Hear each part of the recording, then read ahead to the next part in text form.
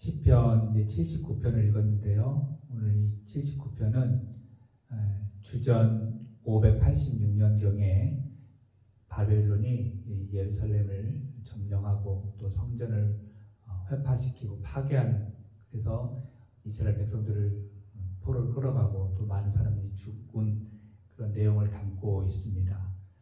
그래서 이 시편 79편의 그 표제를 보면 아삽의 시로 되어 있습니다. 근데 이제 우리가 읽다 보면 알겠지만 그 아삽은 다윗 시대의 사람입니다. 그리고 이 예루살렘이 파괴되고 바벨론이 침공한 건 한참 후대의 일이거든요. 그러다 보면 아삽이 지었는데 그것을 미리 알았나? 라고 생각할 수도 있거든요. 그래서 저작권에 대해서도 의문을 갖기도 합니다. 그런데 학자들은 이 시편 79편을 아삽이 지었다라기보다는 아삽의 계열의 그 자손들이 그 대표성을 띠고서 이 시를 아삽의 후손이 이때 당시 예루살렘이 파괴되었을 때, 성전이 파괴될 때 이 시를 그것을 보면서 이제 기록을 해서 아삽의 자손이 기록을 했지만 그 아삽이 전체를 대표하는 것이기 때문에 아삽의 시다 이렇게 보는 것이 일반적인 견해입니다. 이 시편의 내용을 보면 예루살렘이 파괴되고 성전이 파괴되고 백성들, 성도들 또 주의 종들이 이렇게 죽게 되는 모습이 나오는데 왜 죽었는지, 왜 파괴됐는지 자세히 나오진 않죠. 그러나 우리가 성경을 읽다 보면 알 수 있는 거, 이스라엘 역사를 보면 알 수 있듯이 이들을 이렇게 멸망하게 된 이유는 하나님의 말씀에 불순종이 있기 때문에 그렇습니다. 사실 이전에 주전 722년경에 북이스라엘이 아수르에게 멸망을 받았어요. 그리고 586년이니까 한참 뒤에 남유다가 멸망받았는데, 그러니까 시간적 차이가 있거든요. 그러니까 바로 옆 나라이고 형제의 나라잖아요. 그래서 아수르가 북이스라엘 쳐들어왔을 때 멸망하는 것을 남유다가 보고 알았단 말이에요. 왜 북이스라엘이 망했을까? 분명히 북이스라엘에도 하나님의 말씀을 전했던 선지자들이 있었고, 또 역시나 북이스라엘은 배교를 해서 하나님을 섬기지 않았던 일들이 있었습니다. 왕들이 하나님의 길을 따라가지 않았어요. 다윗의 길로 행하지 않고 여로보암의 그 악행을 따라갔단 말이죠. 그러다 보니까 남유다도 분명히 북이스라엘이 하나님의 말씀에 불순종했기 때문에 하나님의 심판으로 아수르에게 망했다. 그럼 우리가 정신을 차리자.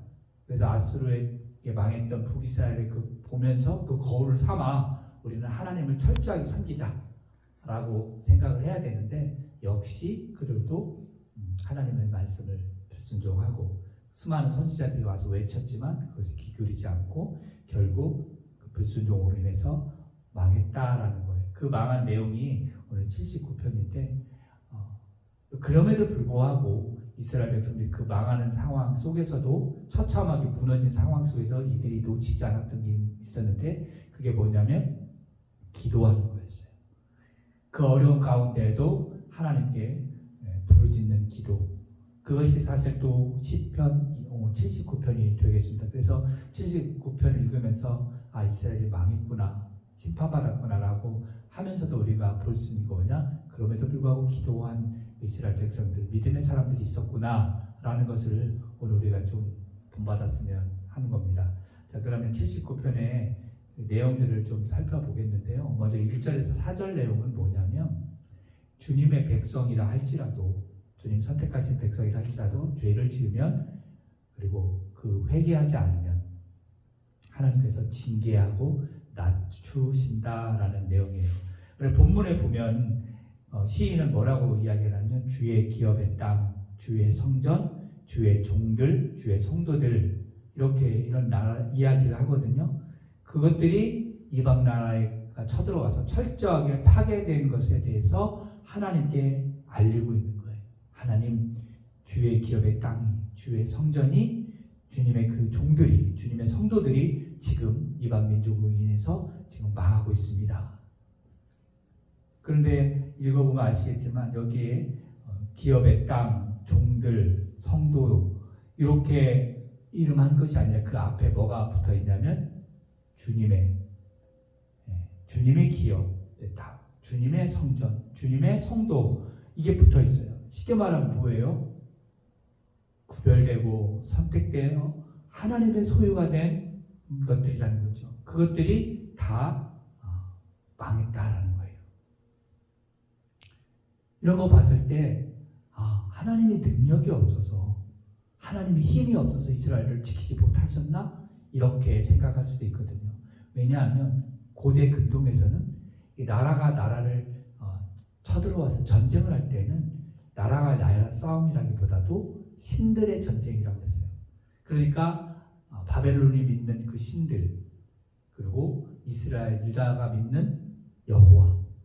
전쟁이 일어났을 때 아마 이방 민족은 자기들의 신들하고 이스라엘이 믿는 여호와하고 싸웠다라고 생각을 하고 이 바벨론이 이겼다라는 거예요. 그러니까 바벨론 입장에서는 여호와가 무능하구나, 능력이 없구나, 그렇게 생각할 수도 있다는 거죠. 그러나 아까도 말씀드렸지만 우리가 잘 알듯이 하나님이 능력이 없어서 무능해서 이스라엘을 지키지 않은 것이 아니죠. 단지 그건 하나님의 어떤 역사 계획 속에서 이스라엘이 회개하지 않고 죄를 짓기 때문에 그것에 대한 어떤 대가를 지불하게 하신 거죠. 징계하신 거예요. 나중에 하신 거라고 하는 거죠. 이렇게 봐서 마찬가지로 우리도 예수 그리스도로 말미암아 예수님의 그 흘리신 그 십자가의 보혈로 구원이 되었고, 그리고 하나님의 자녀가 되었어요. 쉽게 말하면 우리는 소유된 백성이 되었습니다. 그렇지만 우리가 죄를 안 짓고 사나요? 우리는 연약해서 역시 우리 마음에 하나님의 법과 또 다른 그 세상의 법이, 죄의 법이 우리를 무너뜨려서 우리는 믿음의 삶을 살지만 여전히 또 죄를 짓고 그렇습니다. 그러면 죄를 지으면 그냥 끝나냐? 역시나 사실은 이스라엘 백성들이 말씀에 불순종해서 거기에 대한 대가 지불을 한 것처럼 우리도 사실은 죄를 짓게 되면 대가 지불을 합니다. 그 예를 들면 이런 거예요. 우리가 죄를 짓고 나면 마음이 불편합니다. 양심에 가책이 생겨요. 이게 되게 좀 작은 거지만 어떨 때는 죄를 짓게 되면 하나님께서 또 경제적으로, 육신의 질병으로, 또 정신적으로, 또 인간관계를 통해서 여러 가지 어떤 주변 환경을 통해서 대가 지불을 하신다는 거예요. 그런 대가 지불을 한다는 것을 깨닫게 된다면 참 감사할 일이에요.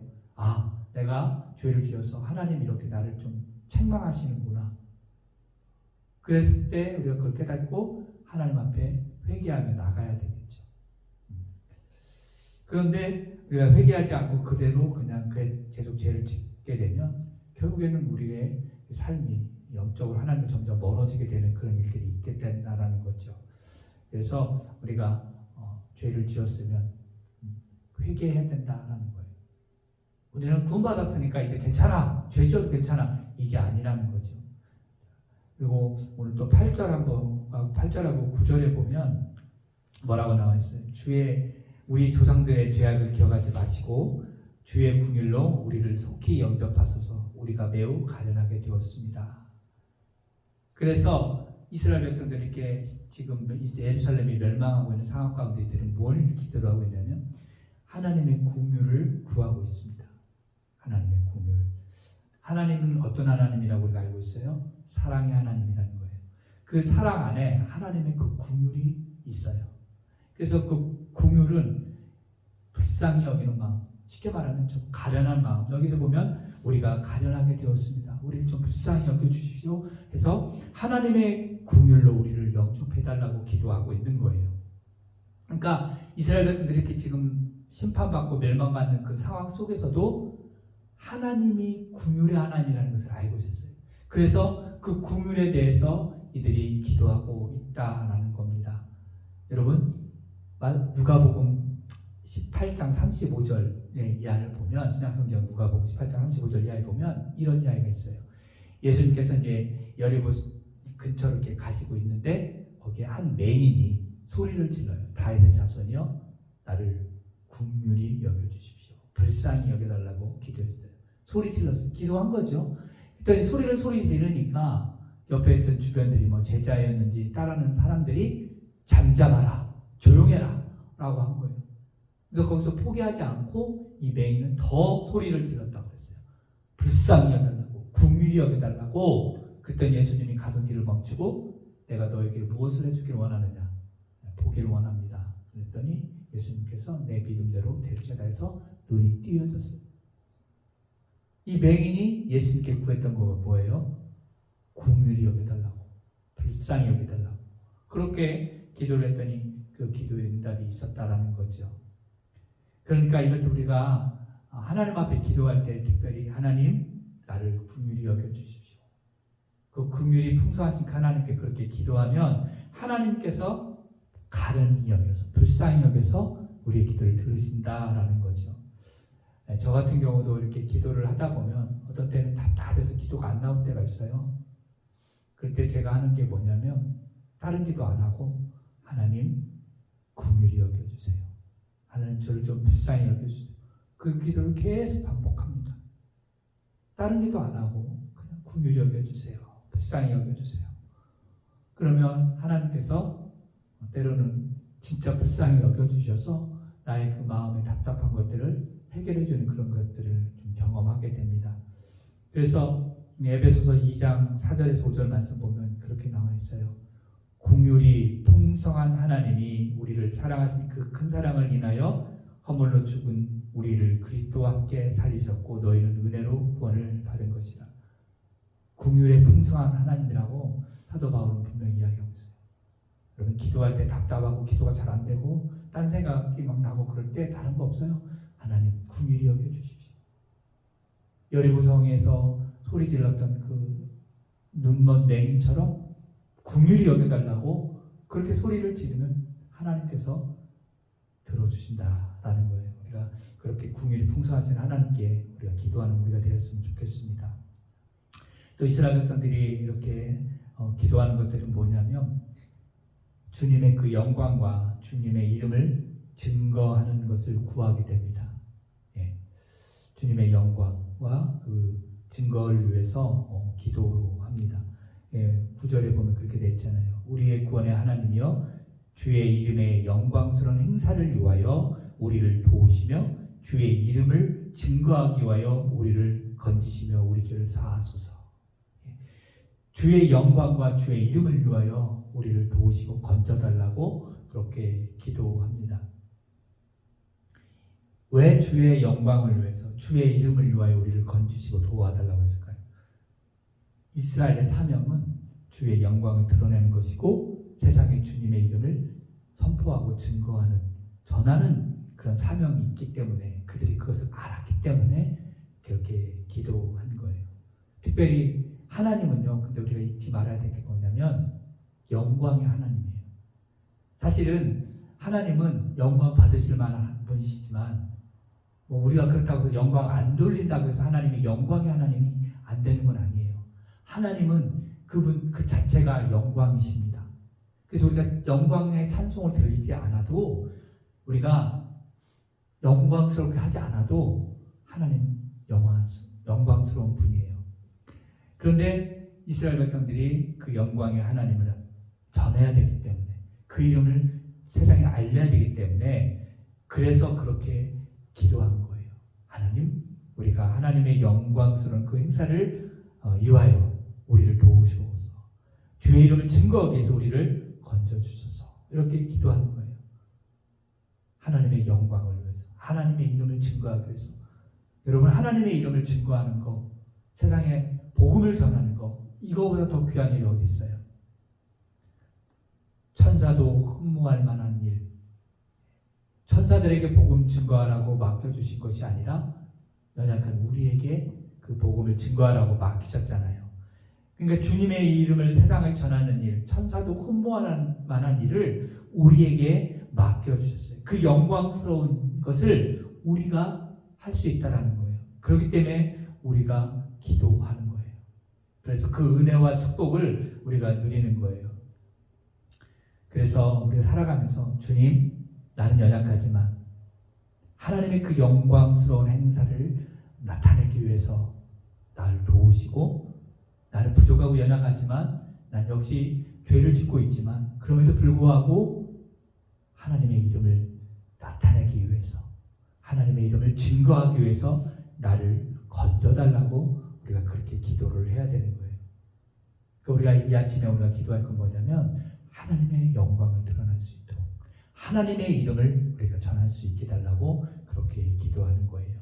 마지막으로 그러면서 이제 그런 상황 속에서 결국 무슨 기도를 합니까? 13절에 보니까 우리는 주의 백성이요 주의 목장의 양이니 우리는 영원히 주께 감사하며 주의 영예를 대대히 전하리이다. 한마디로 결국엔 뭐냐면 하나님께 감사합니다. 그리고 하나님을 영원히 찬양하겠습니다 라는 고백이에요. 하나님의 말씀에 불순종한 삶을 살고 또 징계를 받았지만 그럼에도 불구하고 이들이 하나님의 긍휼을 놓고 그리고 하나님의 영광스러운 그 행사를 위하여 하나님의 이름을 증거하기 위하여 건져달라고 도와달라고 그렇게 기도하면서 결국에는 뭐냐? 우리는 주님의 양입니다. 그래서 우리가 하나님 앞에 감사하고 영원히 감사하고 영원히 우리가 찬양하겠습니다 라고 하는 거예요. 결국 주님의 백성이 해야 될 일은 하나님께 감사하며 하나님을 찬양하는 겁니다. 우리의 입술의 고백을 통해서 우리가 영화롭게 하나님을 찬송할 때 하나님께서 그 찬송을 받으신다라는 거예요. 이 아침에 우리가 기도할 텐데요. 하나님 앞에 비록 우리가 연약하고 또 죄인된 사람들이지만 예수의 십자가의 은혜로 구원받았기에 우리가 하나님의 그 긍휼을 놓고 그 긍휼의 풍성하신 하나님께 기도하고 감사하고 또 영원히 찬송하는 오늘 이 아침 되기를 주님의 이름으로 축복합니다. 기도하겠습니다.